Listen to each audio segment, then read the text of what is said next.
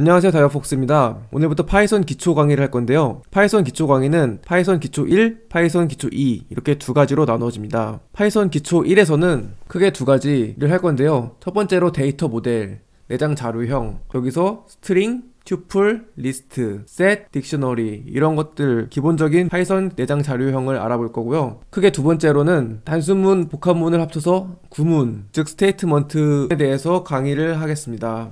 그럼 파이썬이 무엇인지 그 파이썬의 특징에 대해서 먼저 알아보도록 하겠습니다. 파이썬은 1990년 규도반 로섬이 개발한 인터프리터 언어입니다. 문법이 쉽고 간결하고 많은 사람들이 사용하고 있고 그래서 큰 커뮤니티를 가지고 있습니다. 사람들이 많이 사용한다는 뜻은 많은 문제점들이 스택 오버플로우 이런 곳에 올라와 있기 때문에 쉽게 해결 방법을 찾을 수 있다는 뜻이고요. 가장 중요한 특징인 오픈소스, 즉 무료이고 그런 무료로 배포되고 관리되는 양질의 많은 라이브러리들이 있습니다. 예를 들어서 판다스, 장고, 텐서플로우 이런 것들입니다. 그러면 이런 파이썬을 배우면은 어떤 일들을 할 수 있는지 또 할 수 없는지에 대해서 알아보도록 하겠습니다. 파이썬은 매우 다양한 분야에 사용되고 있는 언어이나 모든 것을 할 수는 없는데요. 대부분의 일들을 할 수 있기 때문에 할 수 없는 것부터 보는 것이 빠를 것 같습니다. 할 수 없는 것을 보면 파이썬은 장치 드라이버나 같은 저수준 장치와 상호작용하는데 문제가 있기 때문에 이렇게 파이썬만으로 운영체제를 만드는 것이나 하드웨어를 제어하는 데에는 아직 많이 부족함이 있습니다. 이런 저수준 응용 프로그램을 만들 때에는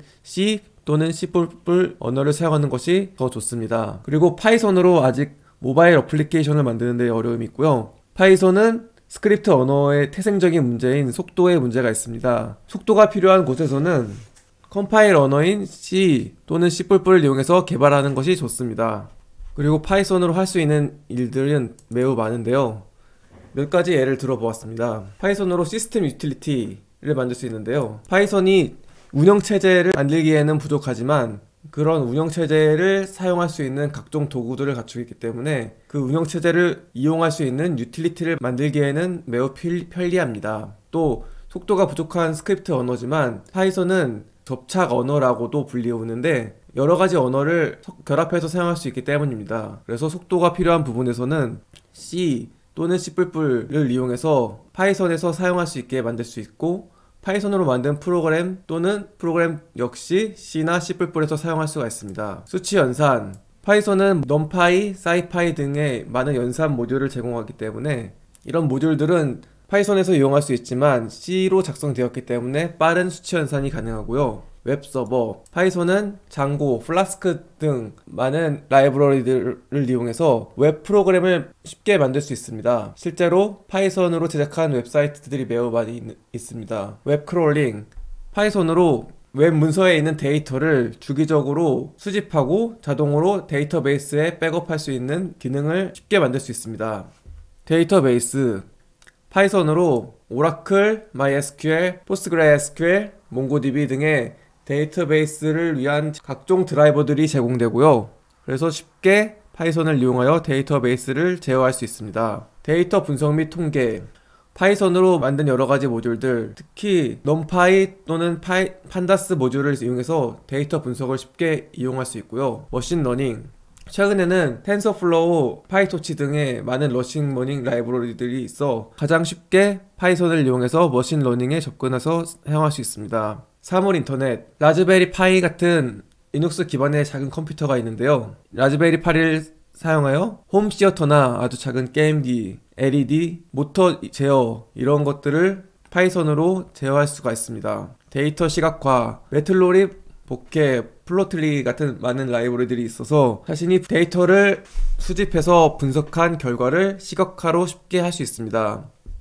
GIS 프로그램에 관련해서도 많은 라이브러리들이 있어서 더 이상 R 할 필요 없이 파이썬을 이용하면 통계, GIS 프로그램 등을 쉽게 사용할 수가 있습니다. 마지막으로 GUI가 있는데요. 그래픽 유저 인터페이스로 TK-인터 등을 사용하면은 이렇게 데이터를 분석하고 시각화한 것을 그래픽으로 OS상에서 볼 수도 있습니다. 스택 오버플로우 서베이에 와보시면 가장 사랑받고 있는 기술들에서 파이썬이 네 번째로 상위로 랭크되어 있는 것을 알 수 있습니다. 전문 개발자들 사이에서도 파이썬을 좋아한다는 것도 알 수 있습니다. 그리고 파이썬이 얼마나 사랑받는지 러브드 탭에서는 2등을 차지하고 있고요. 사용하지 않은 사람들도 파이썬을 사용하고 싶다고 말한 비율이 1위로 큰 인기를 받고 있는 것을 알 수 있습니다. 파이썬 관련된 관련 기술을 보시면 제일 위에 파이썬이 있고 반시계 방향으로 돌아가겠습니다. 파이참, 파이썬 개발하는데 많이 사용하는 IDE, 통합 개발 환경이고요. 장고 플라스크, 파이썬을 이용한 웹서버, 웹클라이언트를 만들 수 있게 해주는 프레임워크이고요. 판다스, 넘파이와 함께 데이터를 다루는데 가장 많이 사용되는 라이브러리이고요. 텐서플로우, 파이토치 이런 것들은 최근 유행하고 있는 머신러닝, 딥러닝 부분에서 많이 사용하고 있는 라이브러리입니다. 아이파이썬 주피터로 강의를 진행하겠습니다. 이제 이렇게 파이썬 특징에 대해서 알아보았는데요. 파이썬을 설치해야 합니다. 파이썬 단독 설치가 있는데요. 저희 수업을 위해서는 파이썬 단독 설치만으로도 충분합니다. 근데 저는 아나콘다를 설치할 건데요.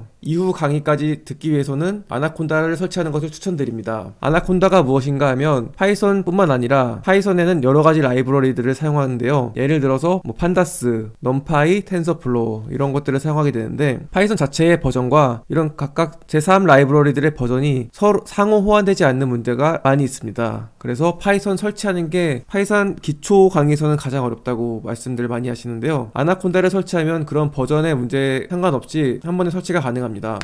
그러면은 아나콘다를 설치해 보도록 하겠습니다. 아나콘다 다운로드 페이지에 오서 다운로드 버튼을 눌러줍니다. 2020년 1월 25일 현재 파이썬 3.7 버전이 제일 상위 버전이고요. 각자 본인의 컴퓨터에 맞아서 64비트, 32비트를 설치해 주시면 됩니다. 다운로드를 받으시고요. 설치를 진행해 보도록 하겠습니다. All Users를 선택해 주시고 위치는 저는 디폴트로 설치하겠습니다. 그리고 중요한 것이 있는데 시스템 패스 환경 변수에 아나콘다 패스를 넣어줘야 합니다. 빨간 글자로 변하지만 이렇게 해주어야지 패스를 맞춰서 사용할 수가 있습니다. 완료되었습니다. 넥스트를 누르고 마침을 누릅니다.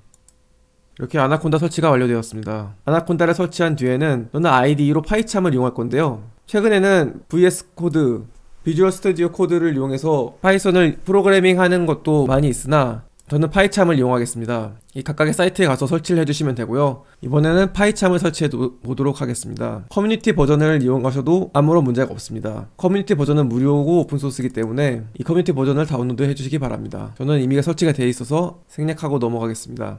파이썬 기초 강의이기 때문에 어휘 분석부터 시작하도록 하겠습니다. 다른 언어를 해보신 분들은 당연하게 느끼실 수도 있지만 기초부터 말씀드리면 해석은 위에서 아래로, 좌에서 우로 해석을 하게 됩니다. 여기 대입 연산자 제외라고 써 있는데요. 이 말은 대입 연산자, 그러니까 등호가 있는 경우에는 등호 오른쪽부터 계산이 완료되고 그 완료된 결과 값을 등호 왼쪽에 있는 네임에 참조로 붙여주는 겁니다. 그 다음에 줄 구조. 파이썬은 스크립트 언어로서 물리적인 줄과 논리적인 줄이 있는데요. 물리적인 줄은 말 그대로 눈에 보이는 이와 같은 하나의 줄, 두 번째 줄, 세 번째 줄 이렇게 물리적인 줄을 말하는 거고요. 이런 물리적인 줄 앞에 샵을 붙이면은 주석이 돼서 파이썬 인터프리터가 해석을 하지 않고 그냥 주석으로 남겨주는 것입니다. 그리고 파이썬에는 이런 물리적인 줄에 들여쓰기를 함으로써 블록을 나누는데요. 들여쓰기를 할 때는 탭과 스페이스를 섞어 쓰지 않도록 하고 파이썬 스타일 가이드인 PEP8에서는 스페이스 4개를 추천합니다. 하지만 파이참에서는 탭키를 누르면 스페이스 4개로 자동으로 변형이 되기 때문에 탭을 사용하셔도 무방합니다. 그리고 논리적인 줄이 있는데 논리적인 줄은 원래는 길게 하나의 줄로 써야 될 문장이 있는데 줄이 너무 길면 가독성이 떨어져서 의미로 끊어줘야 될 때가 있습니다. 그럴 때는 이렇게 괄호나 대괄호, 중괄호 이런 것들을 열어둔 상태로 다음 줄로 내려가서 대괄호, 중괄호, 괄호를 닫아주게 되면은 물리적으로는 2개 이상의 줄이 되겠지만 파이썬은 내부적으로 하나의 논리적인 줄로 인식해서 하나의 줄로 해석을 합니다. 반대로 물리적인 줄은 한 줄이지만 여러가지 줄을 쓰기 위해서는 세미클론을 사용하는데요.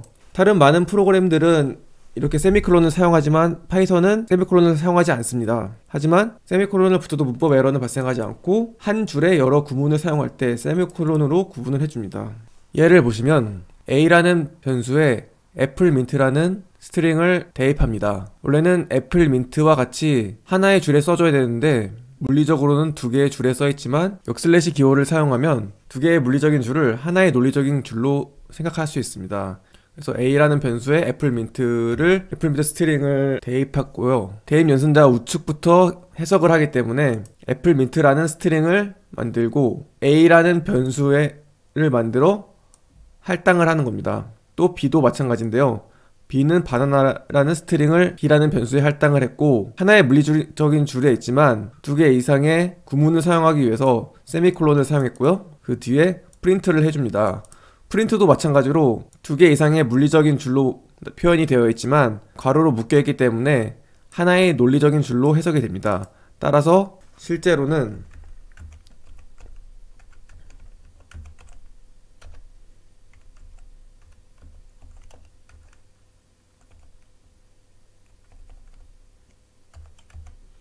파이썬이 해석할 때는 이와 같이 보이는 것입니다.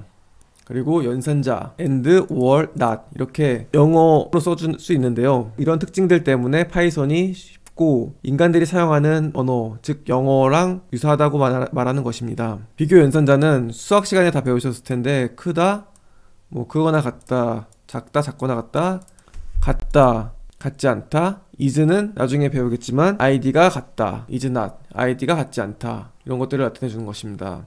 숫자형 연산자는 더하기, 빼기, 곱하기, 나누기, 나눠진 목과 나눠진 나머지 이렇게 나타낼 수 있습니다. 대입 연산자는 등호로서 등호 왼쪽에 name에 등호 오른쪽에 값을 참조로 붙이는 연산을 하는 것입니다. 연산자 예시를 보시면 각각을 다 프린트 했는데요. 올해는 하나의 인자만 들어갈 수 있고 그 하나의 인자가 튜플이어도 되고 리스트여도 되고 셋이어도 됩니다. 그러나 그 하나의 인자 안에 있는 값들이 전부 true일 경우에는 true가 나오고 하나라도 true가 아닌 경우에는 false가 나오는데요. 이 예시에서는 전부 다 true를 이용했기 때문에 위에 세 번째까지는 계속 true가 나옵니다. any는 이와 반대로 하나라도 true가 있는 경우에는 true가 나오기 때문에 네 번째 것도 true가 됨을 알 수 있습니다. bool은 true인지 false인지를 판단하는 내장 함수인데요. 스트링의 경우에는 값이 있기 때문에 true가 나오고 비교 연산자에서는 틀린 값이기 때문에 false가 나오는 것을 확인할 수 있습니다. any 그리고 참고로 말씀드리면 빈 괄호, 즉 가로, 중괄호, 대괄호 이런 것들은 전부 다 false를 나타냅니다. 따라서 하나도 true가 없기 때문에 any가 false가 된 것을 알 수 있습니다.